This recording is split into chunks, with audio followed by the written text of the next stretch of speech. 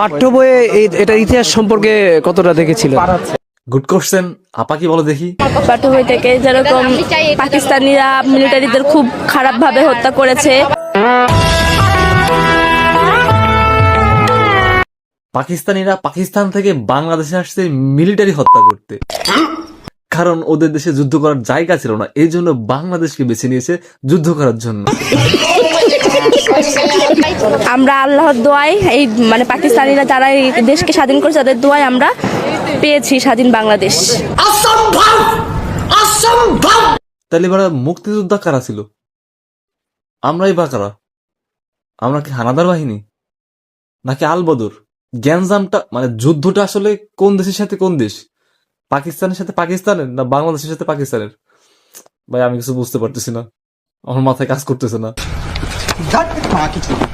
हम इसका पति है, हमको सिर्फ फांसी का सजा चाहिए।